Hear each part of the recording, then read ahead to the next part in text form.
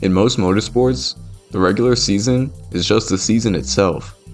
Every race counts towards a championship, and every race is worth the same amount of points. NASCAR used to be that way, but starting in 2004, the NASCAR season would be split into two, a 26-race regular season and a 10-race chase, now known as the playoffs. Race 26, the cutoff race, was traditionally held on a Saturday night in Richmond, Virginia. The summer Daytona race was traditionally held on July 4th weekend, but as you can see, NASCAR has strayed away from some of its past traditions, because starting in 2020, the summer Daytona race would be moved to late August as the regular season finale. This change has received plenty of criticism from the old school traditional fans, but with the final playoff spots being such a key storyline for the summer months, it makes the Daytona regular season finale must-watch television. And although the playoffs will always remain a controversial talking point among NASCAR fans, it's hard to deny the excitement that the regular season finale puts on. Every year, there's always a tight battle for the final spots, with big names at risk of going home. This year's bubble battle may be one of the most compelling battles since the current playoff format was introduced. So let's meet our bubble drivers. The last driver to currently hold a playoff spot, but hasn't been locked in yet, is Bubba Wallace. Wallace is having his best statistical regular season of his career, scoring 4 top 5s and 6 top 10s. He was 15th in points with a 58-point lead above the cut line after Michigan, but Michael McDowell's win and strong performances from other bubble drivers at Indy cut his cushion down to just 28 points, and he dropped to 16th. He had a surprisingly good day at Watkins Glen, earning 30 points throughout the day and a 12th place finish. Wallace now has a 32-point lead over 17th place, and Daytona is one of his best tracks. He has 3 second place finishes at Daytona and could easily earn stage points to increase the gap. Wallace doesn't need to win, but if we get a surprising winner on Saturday night or an early crash, it's game over for number 23. The first driver below the cut line is rookie sensation Ty Gibbs. With 2 top 5s and 7 top 10s, Gibbs has quietly remained in the playoff conversation all year long. His strong performance at Watkins Glen allowed him to jump up to 17th in the standings. What Gibbs lacks going into Daytona is experience, as he's only made 5 starts at Daytona in his career, with his best result being a 4th place finish in ARCA. It would take a lot of luck for Gibbs to make the playoffs, but at Daytona, anything is possible. The second and final driver that can make the playoffs on points is Daniel Suarez. Suarez has had a bit of a down year, as he's made more mistakes, and his team has been a bit slower than they were a year ago. His best chances to win were at Atlanta, as they were running second when the rain came out, and then at Indy, where the 99 had the fastest car and would have likely won if not for that bad late pit stop in the race.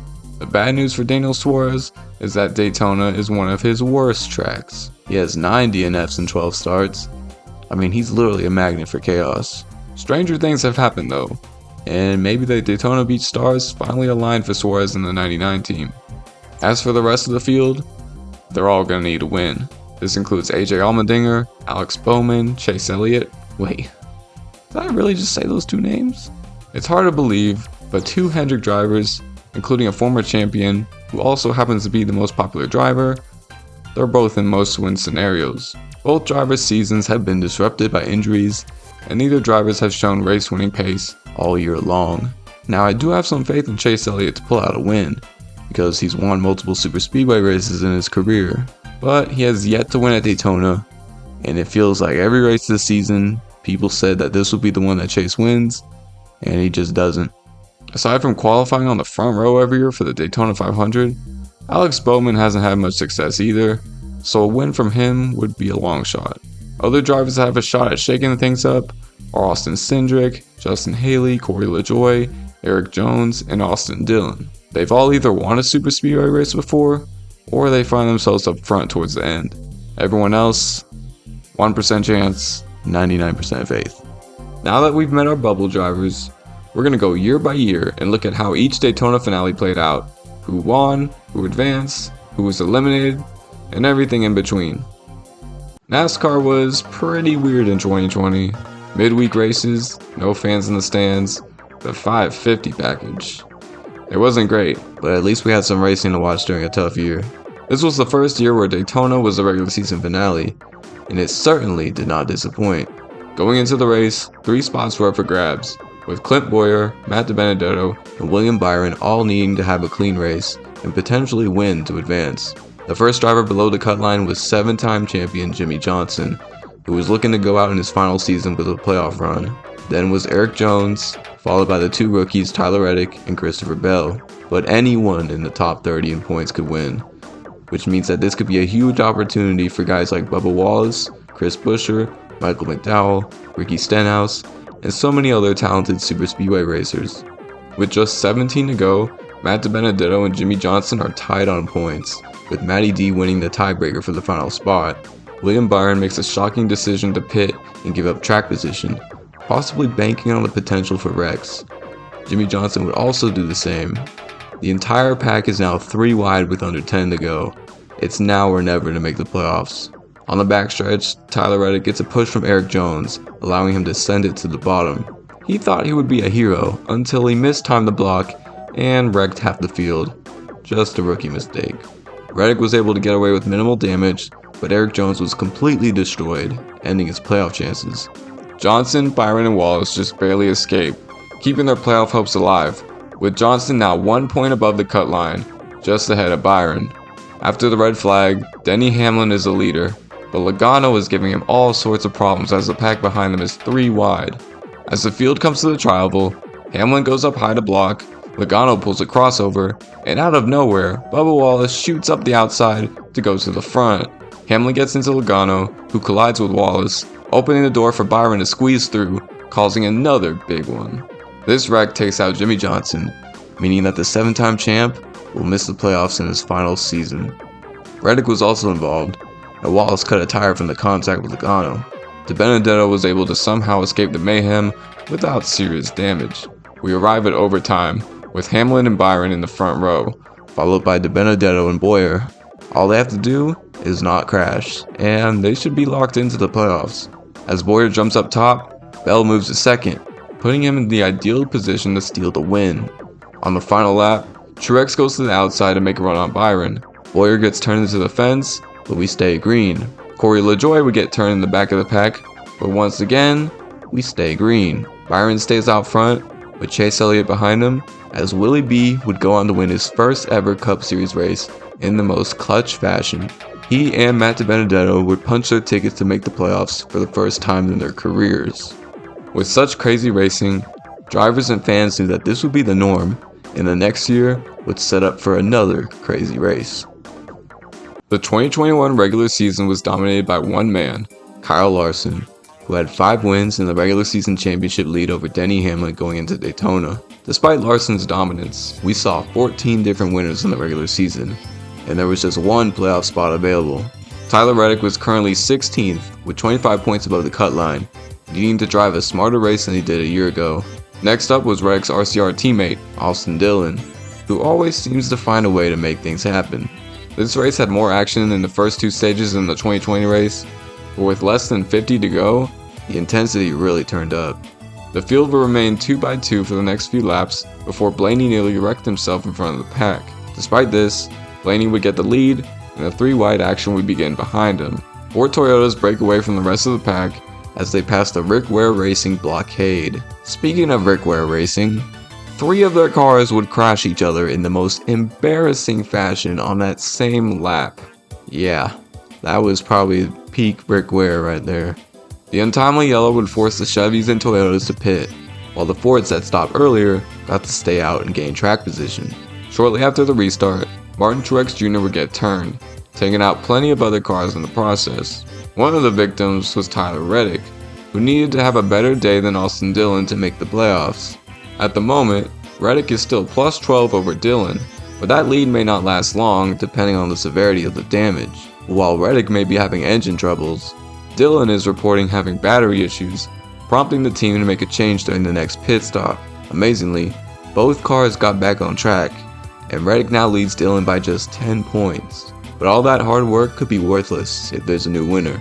Wallace and Chastain have looked the strongest all night, but now Chris Buescher, Matt DiBenedetto, and Cole Custer are all in position to snag a win. On the backstretch, Kurt Busch looks to go inside, before Chris Buescher throws a sketchy block to maintain P4. Buescher is fighting for his life as Chase Elliott and Denny Hamlin push him to the front. Buescher then jumps to the top lane to get help from the Fords. The 17 switches lanes for a second, allowing the bottom line to catch up again. Elliott misses the opportunity to block Buescher. Buescher goes low again, but this proved to be the wrong move as Logano and Blaney were just too fast for Buescher to block. Buescher collides with Bowman. Both drivers hold on, but this would stall out the bottom line. Elliott and Hamlin have now moved to the top line. And out of nowhere, Joey Logano cuts a tire in front of the entire field, hitting the wall. Surprisingly, nobody crashed, and we stay green with 4 laps to go. Elliott dives low as the Benedetto crosses over to the top. A win for Matty D would not only send him to the playoffs, but potentially save his career, as he would be released from the Wood Brothers at the end of the season. Elliott surges out front and blocks the Benedetto. The 9 would keep throwing blocks until the inevitable happened. Another big wreck, taking out lots of cars. But some outsiders are still alive and could potentially spoil the party. Chris Buescher, Corey LaJoie, Austin Dillon, Ross Chastain, Daniel Suarez, and Bubba Wallace are all right there. Overtime begins, and Ryan Blaney takes the lead from the stronger bottom line. Blaney gets a big lead as the bottom is now disorganized. Harvick pushes LaJoie before bailing on him. Down the backstretch, Suarez gets a push from Kurt Busch, and then chaos strikes again. Caution is out. Ryan Blaney is your winner. Buescher would come up 1 spot short until he got disqualified in post-race inspection, so Bubba Wallace would officially finish P2. Austin Dillon would be involved in the wreck, and Tyler Reddick would finish 6th, securing the 8 as the final driver in the 2021 playoffs. Chaos can be beautiful. When the stakes are high, drivers are willing to do whatever it takes to make it to the other side, and it provides us with some amazing entertainment. But on the other hand, chaos can be ugly, and the ugliness would be placed on center stage the following year. Rain would be the main talking point going into this race, as it was rescheduled from Saturday night to Sunday morning at 10 a.m. The next-gen car certainly delivered in the 2022 regular season, as we saw some of the best racing in years. 15 different winners in the regular season, but there were 2 spots remaining, since Kurt Busch waived his playoff eligibility after suffering a concussion at Pocono. Some big names were on the bubble, including 2017 Series champion Martin Truex Jr., who hadn't won a race yet, and Ryan Blaney, who won this exact race a year ago. But there were plenty of other drivers who could spoil the party. With 5 laps to go in Stage 1, we already saw our first big one, and this crash had major playoff implications. Ryan Blaney was involved and suffered right front damage. Truex barely escaped without a scratch, but if there's a new winner and Truex finishes ahead of him, Blaney is cooked. The 12 team was able to get the car taped up, and now he just needed to meet minimum speed. Truex would finish 5th in the stage, widening the gap between him and Blaney. The lack of 3-wide racing had been a concern of the next-gen super speedway package, but there was plenty of 3-wide racing throughout the pack. Kyle Busch would win Stage 2, with Truex finishing 2nd. So far, so good for the 19, until it wasn't. A few laps after the restart, Michael McDowell would get turned, taking out Truex in the process. Truex would have right front damage, just like Blaney. Now it would truly be a game of survival for the 2 damaged cars. Both cars would undergo repairs during the caution. The field would be 2x2 once again, but a bad push from Alex Bowman would turn the leader, Chase Briscoe, into the wall, causing another big crash. Wallace and Stenhouse had some damage, and Austin Dillon did his best Ricky Bobby impression. Another crash would occur, this time involving Eric Jones and Joey Logano. But there was another issue lingering: rain. The clouds were getting darker, and precipitation was getting closer and closer to the track. Justin Haley was leading, and he's no stranger to winning a rain-shortened Daytona race. The 3-wide racing returns, as Denny Hamlin and Daniel Suarez find themselves in the front. The racing was amazing, some of the most intense in the sport's history, but no one was expecting what would happen next.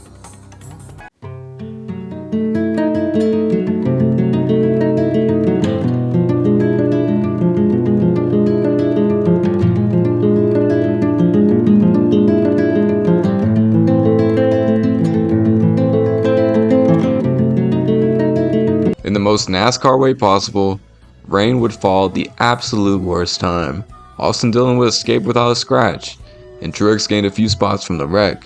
The red flag would come out for rain, and the race could have easily been called, giving the win to Austin Dillon and the final playoff spot to Martin Truex Jr. But NASCAR waited it out, and a few hours later, we went back to racing. With just a few cars out there that didn't have damage, the racing suffered as the field was mostly single file and most cars couldn't even keep up with the main pack. Truex was able to hang for a bit until the damage became too much. He continued to lose positions and Ryan Blaney was now catching him on points. Austin Cindric was leading until Austin Dillon moved him out of the way, forcing himself into the lead. Now in second place was his RCR teammate Tyler Reddick, who had to ensure that Dillon won the race. Blaney now had a 4-point advantage over Truex. Cindric did all he could to fight back, but the 3 was just too strong to overcome. Austin Dillon wins his way into the playoffs, and Ryan Blaney somehow squeaks by Truex to earn the final playoff spot by just 3 points, even though he finished 6 laps down. The fact that a driver who was in top 10 in the regular season standings could miss the playoffs because they didn't win a race highlights the ugliness that this format and cutoff race can provide. But those are the rules, and every team knows this coming into the season, whether they like it or not. Although I miss seeing Daytona during July 4th weekend, hosting the regular season finale at the track has been one of the best scheduling decisions in recent memory. The intensity, the drama, the underdog stories, everything about this race is peak NASCAR, and it reminds us of why we love the sport. It's not perfect by any means, but it's truly one of the most unpredictable races on the schedule, where anyone can completely change their season with just one race. Who knows? Maybe Ty Dillon finds himself in victory lane and steals a playoff spot. I mean, the sport would lose all the credibility it has, but it would be memorable. So here's to this year's finale. Whoever makes the playoffs, whoever misses out, just know they're going to give it all they had and put on a great show. This has been Motorstar. Have a great day, y'all. Peace.